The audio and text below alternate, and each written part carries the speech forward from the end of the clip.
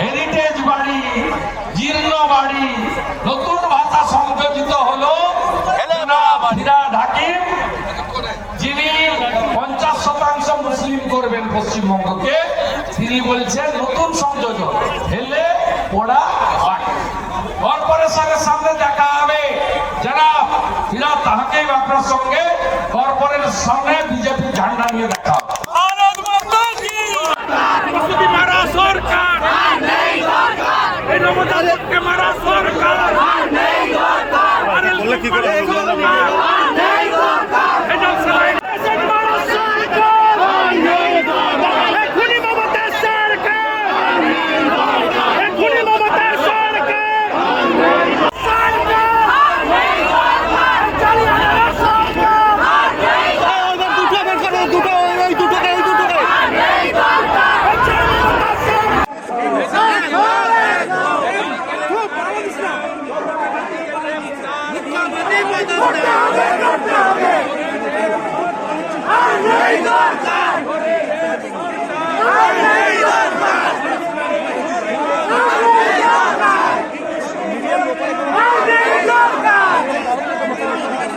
ঢুকিয়ে দিয়েছে, সবাইকে এই বীজ ঢুকিয়ে দিয়েছে।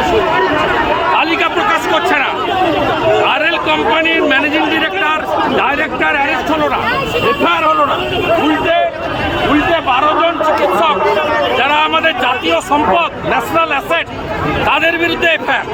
আমরা মেদিনীপুরে মিছিল করার দিন ডক্টরদের ডেকে বলা হয়েছে সাসপেনশন তুলে নেওয়া হচ্ছে, এফআইআরও তুলে নেওয়া। বিজেপি রাস্তায় নেমেছিল বলে আমরা এটা ছাড়ব না। ডক্টর শরদচন্দ্র মুখার্জির নেতৃত্বে গভর্নরের কাছে যাচ্ছে, সঙ্গে মাম্পি সিং এর হাজবেন্ডও থাকবে। রাজভবনে আজকে আপনি যাচ্ছেন, 4টের সময় আমরা যাচ্ছি এবং আমরা এটা কন্টিনিউ করব। যে দুজন পিল করেছেন ডক্টর বিশ্বপতি মুখার্জি এবং অ্যাডভোকেট কৌস্তবাক্ষী, তারাও থাকছেন। 30 তারিখে হাইকোর্টের পরবর্তী ডেট আছে।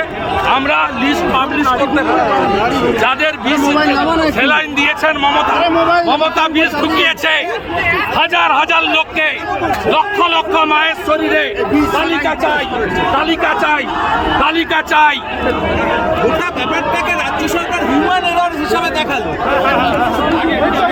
হিউম্যান এরর বলছে রাজ্য সরকার, এই সালনকাণ্ড বলছে হিউম্যান এরর। তাহলে ব্যান করলো কেন আরএল সেলাইন? ব্যান কেন করেছে? কেন ব্যান করেছে? যদি শুধু ডাক্তারদের জন্য হয়ে থাকে তাহলে কোম্পানিকে ব্যান করা হয়েছে কেন? মানুষ জানতে চায়, বিজেপি জানতে চায়, পশ্চিমবাংলার জনগণ জানতে চায়।